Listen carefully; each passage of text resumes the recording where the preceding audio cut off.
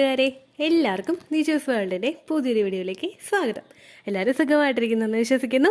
ഞങ്ങളിവിടെ സുഖമായിട്ടിരിക്കുകയാണ്. അപ്പോൾ എല്ലാവരും സന്തോഷത്തോടെയും ആരോഗ്യത്തോടെയും ഒക്കെ ഇരിക്കുക കേട്ടോ. ഇന്നത്തെ വീഡിയോയിൽ സംസാരിക്കുന്നത് നിങ്ങൾ പ്രഗ്നൻ്റ് ആകുന്ന സമയത്ത് ശരീരത്തിലെ താപനിലയിൽ ഉണ്ടാകുന്ന 3 പ്രധാനപ്പെട്ട മാറ്റങ്ങളെ പറ്റിയിട്ടാണ്. ഒരുപാട് പേര് നമ്മുടെ ചാനലിൽ വന്ന് ചോദിക്കുന്ന ഒരു കാര്യമാണ്, ബോഡി ടെമ്പറേച്ചറിൽ എന്തെങ്കിലും വ്യത്യാസം വരുന്നത് പ്രഗ്നൻസി സമയത്ത് ഉണ്ടാകുമോ ചേച്ചി എന്നുള്ളത് കേട്ടോ. അപ്പോൾ നമുക്കിത് എന്തൊക്കെയാണെന്ന് ഡീറ്റെയിൽഡ് ആയിട്ട് നോക്കാം. വീഡിയോ നമുക്ക് സ്റ്റാർട്ട് ചെയ്യാം. നമ്മുടെ തല മുതൽ പാദം വരെയുള്ള ഓരോ ഭാഗത്തും നിങ്ങൾ പ്രഗ്നൻ്റ് ആകുമ്പോഴേക്കും അതിനനുസരിച്ച് ഒരുപാട് വ്യത്യാസങ്ങൾ ഉണ്ടാകും. ഇതേ വ്യത്യാസങ്ങൾ നിങ്ങളുടെ ശരീരത്തിലെ താപനിലയിലും പ്രകടമാകുന്നത്, വിസിബിളായിട്ട് പ്രകടമാകുന്നത് നോർമൽ ആയിട്ടുള്ള ഒരു കാര്യമാണ്. അങ്ങനെ ഉണ്ടാവുന്നതിലെ ഫസ്റ്റത്തെ ഒരു കാര്യം എന്ന് പറയുന്നത് നമുക്ക് ബോഡി ടെമ്പറേച്ചർ വർദ്ധിക്കുക എന്നുള്ളതാണ്. നമ്മുടെ ശരീരത്തിലെ ഊഷ്മാവിന്റെ ലെവലിൽ വ്യത്യാസം വരിക. നമുക്ക് പനി ഉണ്ടാവില്ലേ, പനി ഉണ്ടാവുന്ന സമയത്ത് നമുക്ക് ശരീരം ഒന്ന് ചൂടാകുന്നത് പോലെയുള്ള ഒരു ബുദ്ധിമുട്ടുണ്ടാവില്ലേ, അങ്ങനെ ഒരു ബുദ്ധിമുട്ടായിരിക്കും നമുക്ക് അനുഭവപ്പെടുന്നത്. പലരും വിചാരിക്കും ഒരു പനി കൊണ്ടായിരിക്കും അങ്ങനെ ഉണ്ടാവുന്നത്, അതിന്റെ പനിയുടെ മറ്റുള്ള ബുദ്ധിമുട്ടുകളൊക്കെ ഉണ്ടാവുന്നത് കൊണ്ടായിരിക്കും ഇങ്ങനെയുള്ള ലക്ഷണങ്ങൾ നിങ്ങൾക്ക് വരുന്നതെന്ന് പലരും അസ്യൂം ചെയ്യാറുണ്ട്. മെയിനായിട്ട് പ്രഗ്നന്റ് ആകുന്ന ഒരു സ്ത്രീക്ക് ശരീരത്തിലെ ബോഡി ടെമ്പറേച്ചറിൽ വ്യത്യാസം ഉണ്ടാവാറുണ്ട്. ഇംപ്ലാന്റേഷൻ സക്സസ്ഫുൾ ആയി കഴിഞ്ഞാൽ നമ്മുടെ ബോഡിയിൽ ചെറിയൊരു ഡിപ്പ് ഉണ്ടാകും, അതായത് ടെമ്പറേച്ചർ ഒന്ന് ഡൗൺ ആകും. അതിനുശേഷം നമ്മളുടെ ശരീരത്തിൽ കൂടുന്ന പ്രൊജസ്ട്രോൺ ഹോർമോണിന്റെ ഭാഗമായിട്ട് ശരീരത്തിലെ ബോഡി ടെമ്പറേച്ചറിൽ വ്യത്യാസം ഉണ്ടാകും. ഇപ്പൊ പ്രൊജസ്ട്രോണിന്റെ ഒക്കെ ഹോർമോൺ സപ്ലിമെന്റ്സ് എടുക്കുന്നവർക്കൊക്കെ ഈ വ്യത്യാസമൊക്കെ അവർ മെഡിസിൻ എടുക്കുന്ന സമയത്ത് ഫീൽ ചെയ്യുന്ന ഒരു കാര്യമാണ്. അതുപോലെ തന്നെ ഈ പ്രൊജസ്ട്രോൺ ഹോർമോൺ ശരീരത്തിൽ കൂടുന്നതിനോടൊപ്പം തന്നെ മറ്റൊരു കാരണമെന്ന് പറയുന്നത് ഹൈപ്പോ തൈറോയിഡിസമാണ്. തൈറോയ്ഡ് ഹോർമോണിന്റെ വർക്ക് ചെയ്യാതിരുന്ന് കഴിഞ്ഞ് കഴിഞ്ഞാൽ ഇങ്ങനെയുള്ള ഒരു പ്രവർത്തനങ്ങളും നിങ്ങൾക്ക് ഉണ്ടാകാനായിട്ട് സാധ്യതയുണ്ട്. മൂന്നാമത് ഇങ്ങനെ ഉണ്ടാവാനായിട്ടുള്ള പ്രധാനപ്പെട്ട കാരണം നൈറ്റിൽ നമുക്ക് ഉണ്ടാവുന്ന ഉറക്കക്കുറവാണ്. പ്രഗ്നന്റ് ആകുന്ന സമയത്ത് പല സ്ത്രീകൾക്കും അത് അതിന്റെ സ്ലീപ്പിനെ അഫക്ട് ചെയ്യാറുണ്ട്. ചിലവരൊക്കെ 10 മണിക്ക് കിടന്നാലും ചിലപ്പോൾ ഉറങ്ങുന്നത് 1 മണിക്കായിരിക്കും. 1 മണിക്ക് ഉറങ്ങി കഴിഞ്ഞാൽ ചിലപ്പോൾ 6 മണിക്ക് എഴുന്നേക്കേണ്ടി വരും. അപ്പൊ നമ്മളൊന്ന് കാൽക്കുലേറ്റ് ചെയ്ത് നോക്കിയാൽ ചിലപ്പോൾ 5 മണിക്കൂർ അല്ലെങ്കിൽ ഒരു 6 മണിക്കൂറൊക്കെ ഹാർഡ്ലി അവർക്ക് ഉറക്കം കിട്ടുകയുള്ളൂ. പ്രഗ്നൻസി ട്രൈ ചെയ്യുന്ന സ്ത്രീകൾക്കാണെങ്കിലും നോർമൽ ആയിട്ടുള്ള ആളുകൾക്കാണെങ്കിലും 7 to 8 മണിക്കൂറെങ്കിലും നമുക്ക് കൃത്യമായിട്ട് സ്ലീപ്പ് കിട്ടണം. ഇല്ലെങ്കിൽ നമ്മുടെ ശരീരത്തിലെ ഓരോ പ്രവർത്തനങ്ങളെ അത് ഒരുപാട് സാരമായിട്ട് തന്നെ ബാധിക്കും. അപ്പോൾ അങ്ങനെ സ്ലീപ്പ് കിട്ടാതെ വന്നു കഴിഞ്ഞാൽ നിങ്ങൾക്ക് ഇത്തരത്തിലെ ബോഡി ടെമ്പറേച്ചർ കൂടാനായിട്ട് സാധ്യതയുണ്ട്. സ്ലീപ്പ് കൃത്യമായിട്ട് കിട്ടുന്നുണ്ടെങ്കിൽ കൂടി തന്നെ നിങ്ങൾക്ക് പ്രൊജസ്ട്രോൺ ഹോർമോൺ ശരീരത്തിൽ കൂടുമ്പോഴേക്കും ഈ ഒരു ബുദ്ധിമുട്ടുണ്ടാകും. എൻ്റെ ഫസ്റ്റ് പ്രഗ്നൻസിയിൽ ഞാൻ ഒരുപാട് ഫേസ് ചെയ്ത കാര്യമായിരുന്നത്. കാരണം എനിക്ക് ഭയങ്കര ചൂടായിരുന്നു, എനിക്ക് ഒട്ടും സഹിക്കാൻ പറ്റാത്ത ചൂടായിരുന്നു. കിടക്കാൻ നേരത്തൊക്കെ മേല് കഴുകിയിട്ട് കിടന്നാലും AC കിട്ടാലും ഒന്നും പറ്റില്ല. കാരണം റൂം ഒന്ന് തണുക്കാനായിട്ടുള്ള സമയം എനിക്ക് കൊടുക്കാൻ പോലും പറ്റുന്നുണ്ടായിരുന്നു. അത്രയ്ക്ക് ഇറിറ്റേഷൻ ആയിരുന്നു ഫസ്റ്റ് പ്രഗ്നൻസിയുടെ സമയത്ത് എനിക്ക് ഫീൽ ചെയ്തത് കേട്ടോ. പിന്നെ ഈ ഒരു സമയത്ത് നിങ്ങൾ മസ്റ്റ് ആയിട്ട് ശ്രദ്ധിക്കേണ്ട ഒരു കാര്യമുണ്ട്. ബോഡി ടെമ്പറേച്ചർ ജസ്റ്റ് ഒന്ന് കൂടുന്നുണ്ടെങ്കിൽ കൂടി തന്നെ പലരും ഡോളോ യൂസ് ചെയ്യാറുണ്ട്. പനിയായിട്ടായിരിക്കും, അല്ലെങ്കിൽ പനി വരാൻ പോകുന്നതിന്റെ ലക്ഷണമായിരിക്കും. സ്റ്റാർട്ടിങ്ങിൽ തന്നെ കൺട്രോൾ ചെയ്യാമെന്ന് വിചാരിച്ചിട്ട് പലരും ഡോളോ ഒക്കെ ഉപയോഗിക്കാറുണ്ട്. ഒരിക്കലും നിങ്ങൾ അങ്ങനെ ചെയ്യാനായിട്ട് പാടില്ല കേട്ടോ. നമ്മൾ ചെറുതായിട്ടൊരു ടെമ്പറേച്ചർ നമുക്ക് കൂടുന്നുള്ളെങ്കിൽ അത് പനി വന്നതിന്റെ ആയിരിക്കില്ല, പ്രഗ്നൻസി ആയതിന്റെ ആകാനായിട്ടും ചാൻസ് ഉണ്ട്. അപ്പൊ നിങ്ങൾ കൂടുതലായിട്ടൊന്നും ഡോളോ കഴിക്കരുത്. പ്രഗ്നൻസി സമയത്ത് ഒട്ടും തന്നെ ഡോളോ കഴിക്കാൻ പാടില്ല എന്നല്ല, നമ്മൾ കൃത്യമായിട്ടുള്ള ഡോസേജിൽ അത് എടുക്കുക. ചിലവരുണ്ട് ഒന്നും പനി വന്നു കഴിഞ്ഞാൽ അപ്പോൾ ഒരു ഡോളോ എടുക്കും. അങ്ങനെയൊന്നും നമ്മൾ എടുക്കേണ്ട ആവശ്യമില്ല. ശരിക്കും നമുക്ക് ടെമ്പറേച്ചർ ഉണ്ടെങ്കിൽ മാത്രം നമുക്ക് തൊട്ട് നോക്കിയിട്ട് ചൂടുണ്ട്, വേറൊരാളോട് തൊട്ട് നോക്കിയിട്ട് ആ ചൂടുണ്ടല്ലോ എന്ന് പറയുന്ന ഒരു അവസ്ഥയിൽ നമ്മൾ ടെമ്പറേച്ചർ വെച്ച് നോക്കി കഴിയുമ്പോഴേക്കും അങ്ങനെയുള്ള അവസ്ഥയിൽ മാത്രം നിങ്ങൾ ഡോളോ എടുത്താൽ മതി കേട്ടോ. എക്സസ് ആയിട്ട് ഒരു മെഡിസിനും ഇംപ്ലാന്റേഷൻ നടക്കുന്ന സമയത്ത് നിങ്ങൾ എടുക്കാനായിട്ട് പാടില്ല. അടുത്തൊരു കാര്യം എന്ന് പറയുന്നത് നമുക്കുണ്ടാവുന്നത് എക്സസ് ആയിട്ടൊരു സ്വെറ്റിംഗ് നമുക്ക് അനുഭവപ്പെടുക. അതായത് നമ്മൾ ഭയങ്കരമായിട്ട് വേർക്കുക. നൈറ്റ് സമയത്ത്, അതായത് നമ്മൾ രാത്രി സമയത്തൊക്കെ ആയിരിക്കും ഈ ഒരു തണുപ്പെന്നല്ല, നമുക്ക് വേർക്കൽ ഭയങ്കരമായിട്ട് ഫീൽ ചെയ്യുന്നത്. ബോഡി ടെമ്പറേച്ചർ കൂടുക എന്നുള്ളത് പറയുന്നത് സെപ്പറേറ്റ് ഒരു ലക്ഷണമാണെങ്കിൽ ഈ വേർത്തിങ്ങനെ ഒഴുകിക്കൊണ്ടിരിക്കുക എന്ന് പറയുന്നത് വേറൊരു ബോഡി ടെമ്പറേച്ചറിൽ വരുന്നൊരു വ്യത്യാസമാണ്.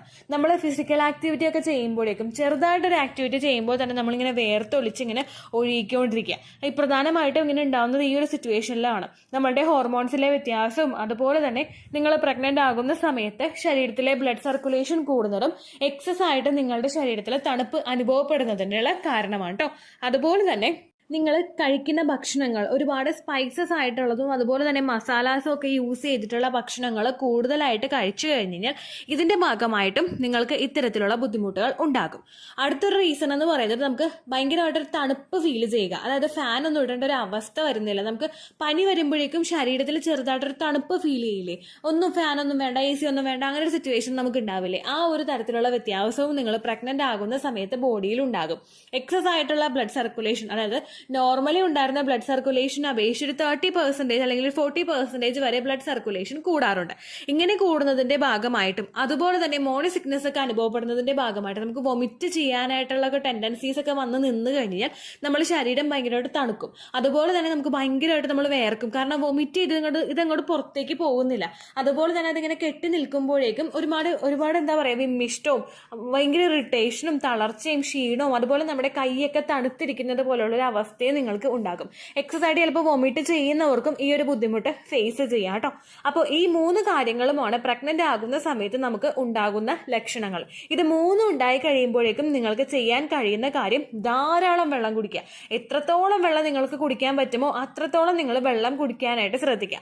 അതുപോലെ തന്നെ ബ്രീത്തിങ് എക്സസൈസും ഒക്കെ ചെയ്യുക. അപ്പം നമ്മളുടെ ശരീരത്തിലോട്ടുള്ള ബ്ലഡ് സർക്കുലേഷനും അതുപോലെ ഓക്സിജൻ ഒക്കെ പ്രവർത്തനം കൃത്യമായിട്ട് നടക്കും.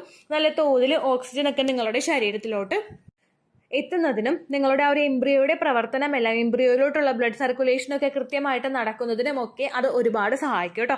പിന്നെ എല്ലാവരും ചെയ്തു വെക്കുന്ന ഒരു കാര്യമാണ്, ഇംപ്ലാന്റേഷൻ നടക്കുന്ന സമയത്ത് നിങ്ങൾക്ക് പനി, ജലദോഷം, ചുമ, തുമ്മൽ ഇങ്ങനെയുള്ള എന്തെങ്കിലും ബുദ്ധിമുട്ടുകളോ അല്ലെങ്കിൽ മറ്റെന്തെങ്കിലും യൂറിനറി ഇൻഫെക്ഷനോ എന്തോ ആയിക്കോട്ടെ, ഏതെങ്കിലും ഒരു അസുഖം നിങ്ങൾക്ക് വന്നു കഴിഞ്ഞു കഴിഞ്ഞാൽ നിങ്ങളൊരു ഡോക്ടറെ കാണാൻ പോകുമ്പോഴേക്കും മസ്റ്റായിട്ട് അവരോട് പറയണം നിങ്ങൾ പ്രഗ്നൻസി നോക്കുന്നുണ്ടെന്ന്.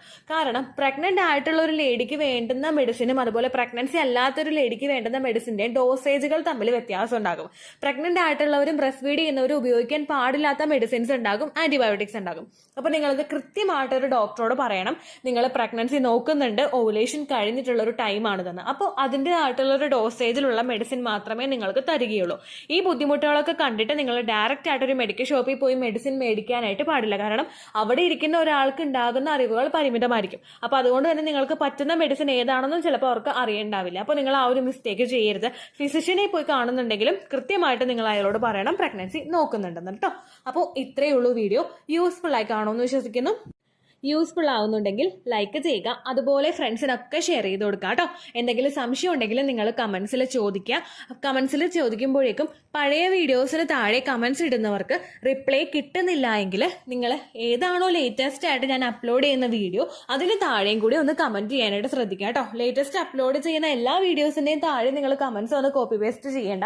ഏതാണോ ലേറ്റസ്റ്റ് ആയിട്ട് പോസ്റ്റ് ചെയ്യുന്ന വീഡിയോ അതിന് താഴെ ഒന്ന് കോപ്പി പേസ്റ്റ് ചെയ്യുക. കാരണം ഒരുപാട് പണ്ടത്തെ വീഡിയോസിൽ അപ്ലോഡ് ചെയ്യുന്ന പല കമൻസും എനിക്ക് യൂട്യൂബ് സ്റ്റുഡിയോയിൽ കാണാനായിട്ട് സാധിക്കുന്നില്ല. അതുപോലെ തന്നെ ചിലവരുടെയൊക്കെ കമന്റ്സ് സ്പാം ലിസ്റ്റിൽ പോയി കിടക്കുന്നുണ്ട്. ഹെൽഡ് ഫോർ റിവ്യൂ എന്ന് പറയുന്ന ഒരു കാറ്റഗറിയിൽ പോയി കിടക്കുന്നുണ്ട്. എന്തുകൊണ്ടാണ് അങ്ങനെ പറ്റുന്നതെന്ന് എനിക്കറിയില്ല. പലരുടെയും സബ്സ്ക്രൈബ് ചെയ്യാത്തവരുടെ, അതുപോലെ തന്നെ sex, sperm, orgasm, foreplay ഇങ്ങനെയുള്ള കമന്റ്സ് ഒക്കെ ഇടുമ്പോഴേക്കും പലരുടെയും കമന്റ്സ് വിസിബിൾ ആകുന്നില്ല കേട്ടോ. അപ്പൊ അങ്ങനെയൊക്കെ വരുമ്പോഴേക്കും നിങ്ങൾ ജസ്റ്റ് ഒന്ന് കോപ്പി പേസ്റ്റ് ചെയ്ത് കൊടുക്കുക. അതുപോലെ ഓവുലേഷൻ ഡേറ്റ് കാൽക്കുലേറ്റ് ചെയ്ത് തരാനായിട്ട് റിക്വസ്റ്റ് ചെയ്യുന്നവർ എത്രയാണോ നിങ്ങളുടെ കൃത്യം സൈക്കിൾ ലെങ്ത് അത് മെൻഷൻ ചെയ്യാനായിട്ട് ശ്രദ്ധിക്കുക. സൈക്കിൾ ലെങ്ത് എന്നതുകൊണ്ട് ഉദ്ദേശിച്ചത് ഓരോ മാസവും എത്ര ദിവസം കൂടുമ്പോഴാണോ ബ്ലീഡിങ് വരുന്നത് അതിനെയാണ് കേട്ടോ ഉദ്ദേശിച്ചത്.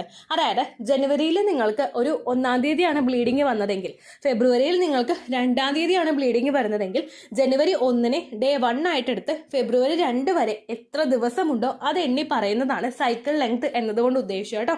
ബ്ലീഡിങ് നടന്ന ദിവസം നിങ്ങൾ എടുത്താൽ മതിയാകും. സ്പോട്ടിങ് നടന്ന ദിവസം, അതായത് ചെറുതായിട്ടുള്ള ബ്രൗൺ ഡിസ്ചാർജോ ബ്രൗൺ കളറുള്ള സ്പോട്ടിങ്ങോ വന്ന ദിവസം നിങ്ങൾ എടുക്കേണ്ട ആവശ്യം ഇല്ല കേട്ടോ. അപ്പോൾ ഇതുപോലെ തന്നെ നിങ്ങൾ ശ്രദ്ധിക്കുക. സൈക്കിൾ ലെങ്ത് ചോദിക്കുന്ന സമയത്ത് എന്നാണോ ഡേറ്റ് അത് നിങ്ങൾ മെൻഷൻ ചെയ്യാതിരിക്കുക. അതായത് ചില ആളുകൾ ജനുവരി 16, ഫെബ്രുവരി 14 അങ്ങനെ പറയും. അങ്ങനെ പറഞ്ഞുകൊണ്ട് കാര്യമില്ല കേട്ടോ. അപ്പോൾ ഇത്രയേ ഉള്ളൂ വീഡിയോ. അടുത്തൊരു യൂസ്ഫുൾ വീഡിയോ ആയിട്ട് നമുക്ക് വീണ്ടും കാണാം. ബൈ.